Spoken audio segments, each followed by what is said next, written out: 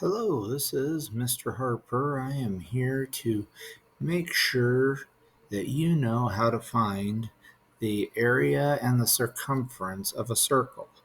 Not hard to do, but I just want to make sure that you are confident in how to do this. So I'm going to put my screen on draw right now so I can draw on it. It's very important to put your name at the top. Okay, so this is a paper that Miss Chappell handed out. I don't know what period. I think are you in fourth? You might be.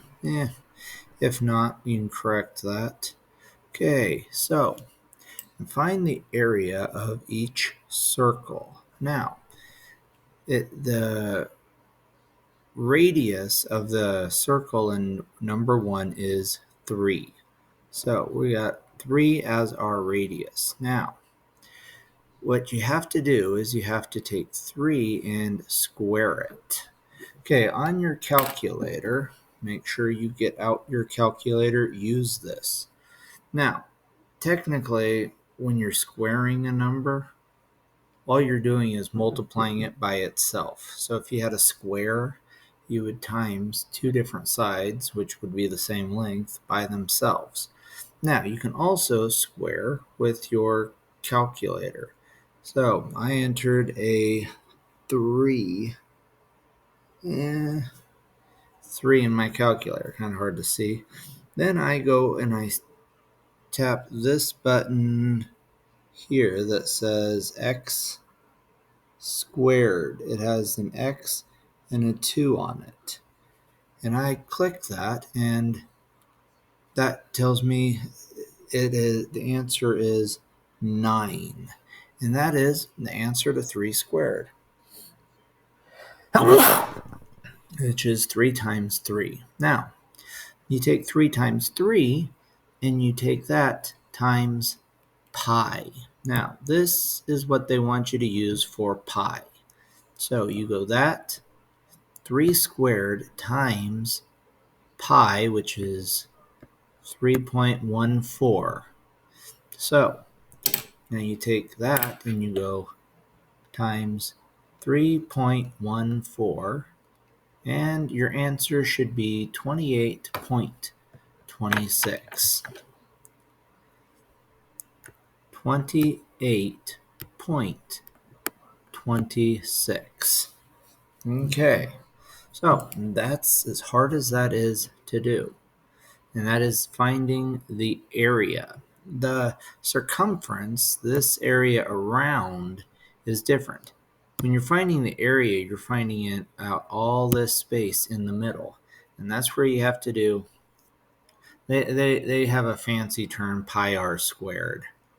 You can use that, but you don't. It's pi times the radius squared, and they want you to use 3.14 for pi. Your calculators are a little bit more accurate. They have a button right here. It's right above the caret, which is right above the squared, and that symbol there gives you pi, and pi never has an ending. We round it off to 3.14, but it goes on forever. And I think colleges have printed off like 20 pages of solid lines with pi. Like I said, it never ends, but oh well.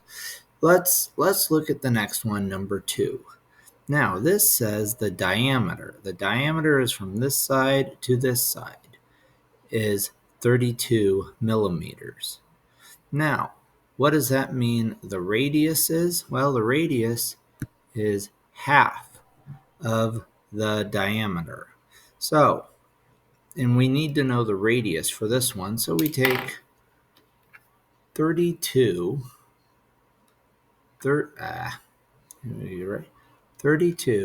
divided by 2, and that gives us 16.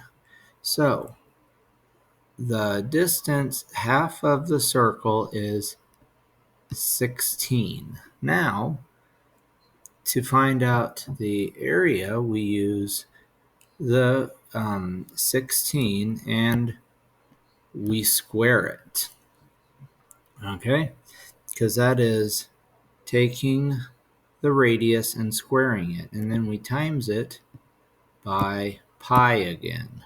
My pi isn't, I'm not real artistic about drawing pi, never have been, but this symbol means pi, and it is on your calculator. So we do 16 squared times pi, and they want you to use 3.14 for pi. So we're going to do 16 squared times 3.14. Okay, so I'm not sure myself what 16 squared is. So we go enter 16, and we hit the squared button, and it is 256, which I should have known because that is a common memory for a computer. So we take 256 times 3.14, and that gives us 803.84. So we go 803 point, was it 0.80? 0.84. One thing my teachers used to like me to do was circle my answer, because I get so many numbers written up here. Who knows what the numbers are, but we want to do the we want to circle our answer so they know. I'm sure Chapel would appreciate that. Okay, so number 3, I am not sure.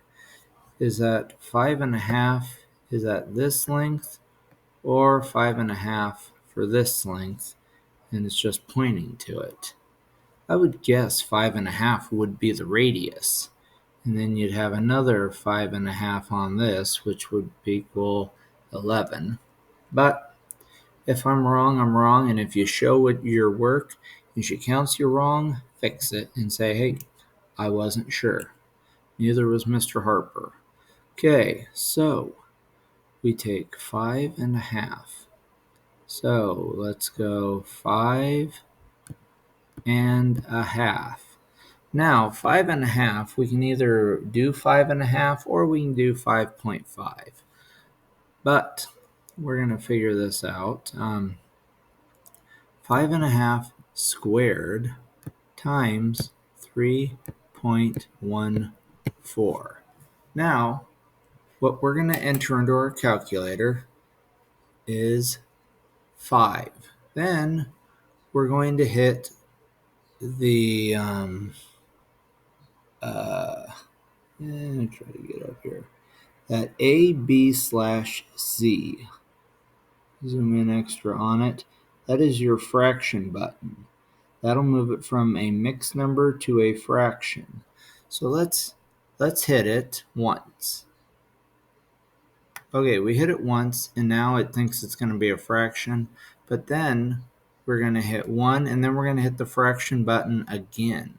And that switches it from a mixed number, or it turns it from being a fraction into a mixed number. So we go 5.5, then we're going to use the squared button, and we're going to see what 5.5 squared is. It's 30.1/4. Okay, so it'll be 30, and when that U means it's separating from a mixed number to a fraction. So I'm going to write this out here a little bit more. So we go 30.1/4 times. I like to use a dot for times when I'm dealing with numbers. When you're dealing with variables, or say pi r squared, then they usually will just put pi next to a number, which means multiply as well. So 30.1/4 times 3.14, and that is 30.1/4 times pi. So we're going to go times 3.14. And that equals 94.99. It says 98 point, we'll just do 94.985. So, what is that again? 94.985. 94.985. I'm going to circle it again. It's important. So, we just figured out the first three problems. Now, pretty much every other problem is going to be the same way. So, the radius of a circle, of a circular placemat, is 16 inches. That's a big placemat because that means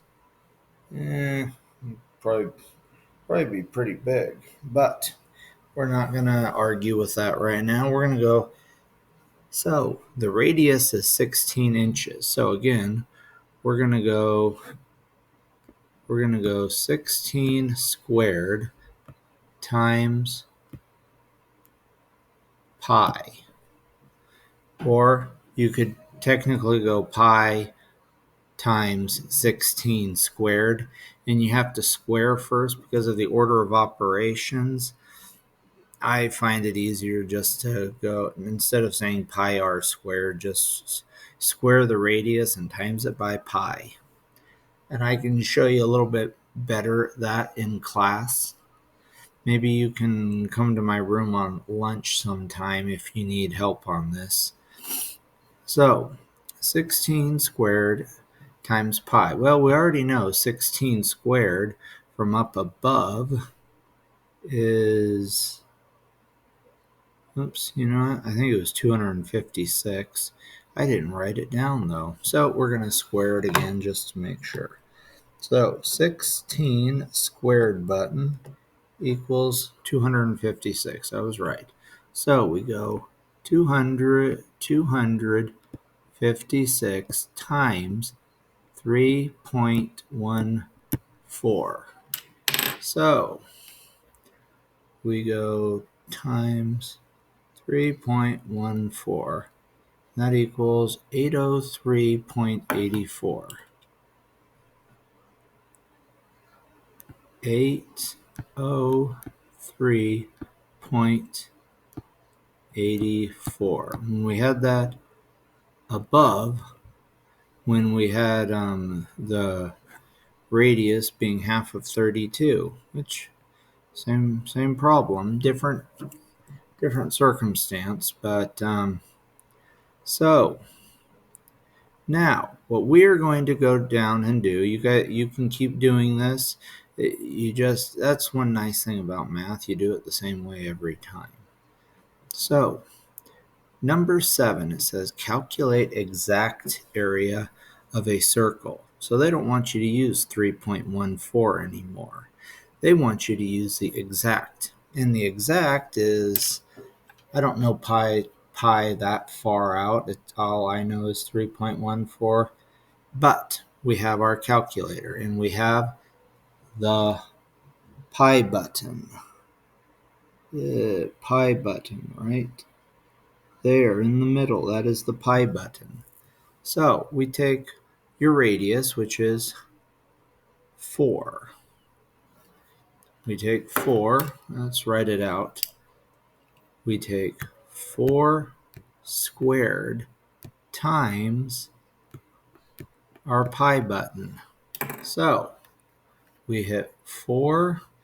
You can just do 4 times 4 is 16 if you want, but I prefer doing it proper. So we go 4 squared button times, and then we hit the pi button, and it equals 50.265. Now I would end it there because it's not going to make much difference. So we go 50.265. And that is how you do it more exact. And by exact, I assume they don't want you to use the pi or use 3.14 for pi. They actually want you to use pi with a calculator. And that's cool with me. I prefer using a calculator. So now we have 20 miles. I assume MI stands for miles. So that's how big the diameter of this circle is. So we're going to cut it in half because we only want the radius. So you take 20 divided by 2. Whenever you half something, you divide it by 2. Okay, so our answer is 10 for the radius. Now we're going to square 10, which 10 times 10 is 100. Then we're going to take that times pi. So we can do that into our calculator. We can enter 100, hit the times button, then we hit the pi button. And it is 314.159. So let's go 314.159. It's 159, and that looks like 2, but we're not going to worry about going out that far. Okay, next one. We have 1.1 as the radius. So we take 1.1 and square it. So, and then we take that times pi. So what you have is you have pi times the radius squared. And you can do it either way with your calculator, but just for simplicity for me, I do it 1.1 squared times the pi button equals 3.801. 3.801. Okay, I forgot to circle that one. So that's how you find the radius. If you have more questions, come to me tomorrow. I want to go a little bit, I think this other one was over circumference. Now, circumference is just the distance around, the perimeter. Perimeter is a nice word to use for circumference. It's just the area around. It doesn't want the inside. All it wants is that line around. So, what you have to do to find the circumference is it's even easier. This wants you to use 3.14 again. So it says find the circumference of each circle using 3.14 for pi. So guess what? All we do, we take the diameter, which is 8. You don't square it or anything. You just take 8 times 3.14. Okay, you got your calculator? Let's do it. 8 times 3.14 equals 25.12. So we go 25.12. Okay, so now we're on to the second one. Okay, the second one, we only have the radius, which is half of the diameter. So we got to double the radius. So let's take 2.4. What we're doing right now is we're just figuring it out the rest of the way down, which I didn't draw a very straight line, but oh well. 2.4 times 2 equals 4.8.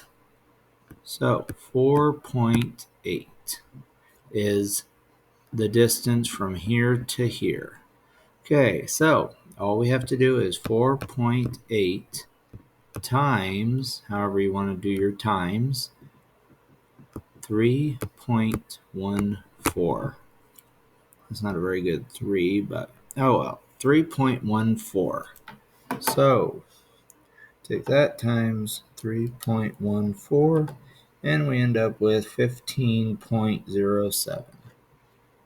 0.072 if you want to include the thousandths, but 15.072. So 15.072. And that is how you find out the circumference of a circle. It's just the diameter times pi. And the diameter is, of course, the full length. The radius is half. So let's go. And these are basically asking us these same thing. Say number 6, find the missing measure. Okay, this isn't tricky, but it's something where you have to think backwards. Okay, so you have the circumference, which is the distance around, equals 62.8. Okay, now what we're trying to find is the diameter. Well, we just do it backwards. We take our 62.8, so let's figure that out. 62.8 divided by 3.14. And that gives us the opposite because we times to get the circumference. Well, we divide to find out what the diameter is. So let's just for giggles, 62.8 divided by 3.14 equals 20. So 20 is our answer. And that would seem relatively correct. Okay, so we're going on to the second one. The circumference equals 53.38. What is the radius? Okay, well, what we do there is we have to go backwards again. So we go 53.38. Now I'm going to use the fraction symbol. That also means division. I'm going to divide it by 3.14. So now we're going to go 53.38 divided by 3.14, and that equals 17. So we got 17 as our answer. Now that is the diameter though. So how did we get the radius? Well, we divide that by 2 again. So let's go, get that off. Let's go 17 divided by 2 equals 8.5. Equals 8.5. So that is how you do that. I'm gonna not go too much longer on this video. If you have any questions, contact me, okay? Have your mom text me. I'm gonna go back to that other page because that's got my, over here. So contact me. I'm gonna contact Chapel, and I will get the I'll get your test